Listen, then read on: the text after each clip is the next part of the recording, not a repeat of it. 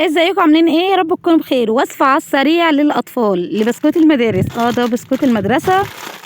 تحياتي للسيسي طبعا، مظبطكم يا جماعة اهو.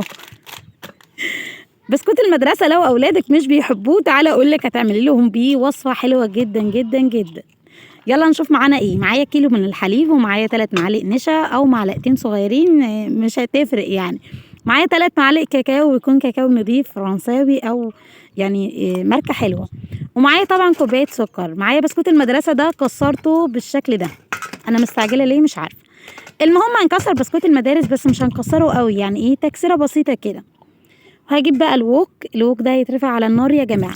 على البارد كده هحط كيلو اللبن، الحليب، وعليه النشا والكاكاو والسكر. حابه تضيفي السكر من دلوقتي ضيفي. وعايزه اقول لكم ان انا نسيت طبعا احط لكم في المكونات مكعبين زبده او مكعب واحد، هيديكي لمعه كده حلو وطعم لذيذ.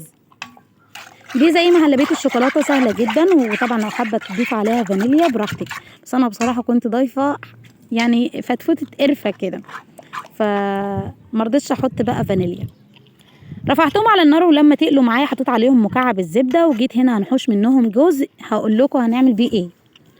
وباقي الخليط اللي احنا جهزناه ده هو سخن عادي مفيش اي مشاكل. هنزل عليه بالبسكوت بتاع المدرسه اللي انا كسرته. هقلبه كويس جدا، وهكون مجهزه بايركس او صينيه او ووك او اي حاجه، لان الحاجه دي هتدخل التلاجة. تمام. ده حلا بارد كده حلو، يعني حلو وطعم لذيذ كده وتغيير للاطفال بما انهم مش بياكلوا بسكوت المدرسه. تمام. فردتهم في البوله دي، وحطيت عليهم من فوق بقى الجزء اللي انا شلته. بالمناسبه الخليط ده لما بيتساب شويه بيعمل طبقه كده فتقلبيه. وسامحوني بقى ان انا كنت بصور لنفسي وتليفون عمال يتحرك مني. جبت حبه بسكوت بقى وزينت بيهم من فوق، وعلى بسكوتين كده في النص، وهنقطعها بعد ما حطيناها في التلاجة شويه. طبعا كان يستحسن ان انت تسيبيها ليله كامله في التلاجة تجمد شويه، بس انا بصراحه كنت بعمل الحاجه دي لاولاد اخويا، وكانوا مستعجلين هم يشوفوا طعمها ايه. الحمد لله عجبتهم، حلوه جدا. وكمان فكره جديده لبسكوت المدرسه، اتمنى تجربوها.